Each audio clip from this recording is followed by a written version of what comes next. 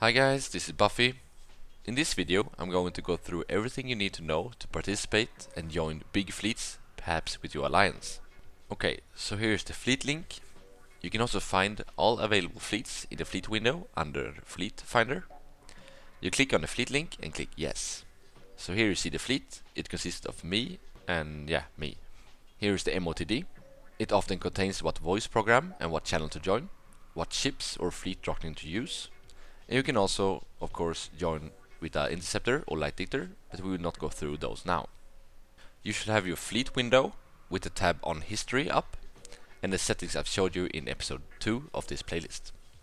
The MOTD often contains the anchor, which is often the fleet commander, which will say like anchor up, and that means you will follow him in the fights, but more on that later. You can right click on him and then go under fleet and add to watch list, which are like shortcuts for people in fleet. And here you can see them. Most fleets has a Logi channel. It's often linked here, and if you play Logi, you join this channel and will be given another anchor than the DPS has. While in form up, you will always stay docked until the fleet commander, FC, says otherwise. Since I'm both now, I will say undock. If the FC says warp 2 Ws, you can right click on a player who wrote www, go under fleet and press warp 2. Okay, so here we have a fleet. We have just landed here and the FC has broadcasted an alignment, as you can see here in the fleet window. You can right click it and press align to. This is so when the FC is warping the fleet, everybody will be warping at the same time and no one will be left behind. Okay, here we are on the battlefield. I have the FC/anchor as the first watchlisted player and my corp mates thereafter. So when the FC tells you to anchor up, you right click on the anchor and then you often use either keep at range or orbit at 500 meters.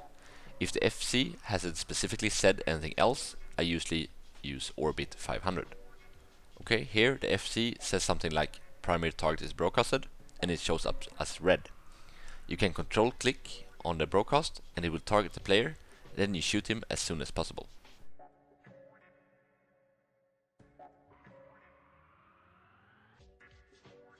If it tells you to drop your drones, you can do so, but otherwise keep them in your drone bay.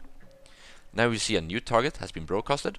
You can always target him, and if the FC tells you something like secondary target is broadcasted, you will wait until your first target is dead before shooting the next one. If it tells you to switch, you can do so and feel free to unlock the last target. Okay, the next scenario. Here we have just jumped a gate. If the FC hasn't told you to align or decloak, you will wait after you jumped the Stargate and wait till the FC tells you to do something else. Otherwise, you do as it says and align, and it will probably fleet warp you.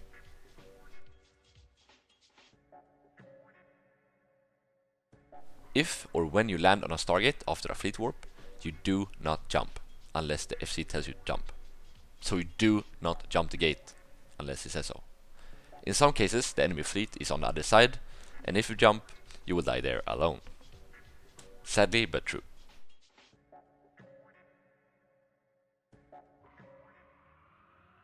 Okay, here's a fleet that's going very bad for, and we are taking heavy damage.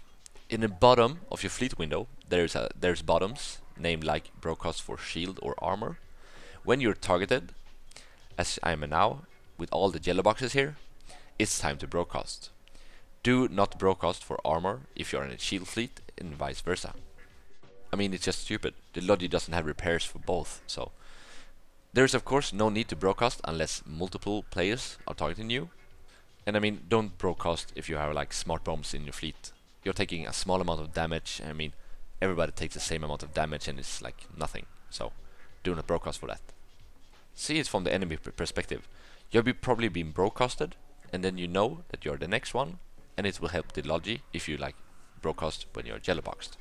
When you are red boxed by the enemy, it's often too late. When your ship is destroyed, you should warp out immediately and not group up with the fleet again. If there is survivors and they will group up and fleet warp, you will probably slow them down, so either you stay where you are or self-destruct. If you are targeted and dies with your pod, you should stay docked and wait until the FC says the fleet is over, then you can leave. Here we are landing on a jump bridge. This module connects to another jump bridge in another solar system, making it possible for you to take shortcuts. You wait until the FC gives you the command to jump, then you right click on the module and press jump through the system name. Here is a friendly Titan that's in our fleet.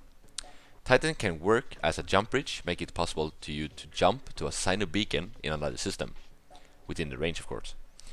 You can only jump if the Titan is closer than 2.5 kilometers, so you need to keep a range shorter than that, and not too close so you can bump it or fly into the Titan.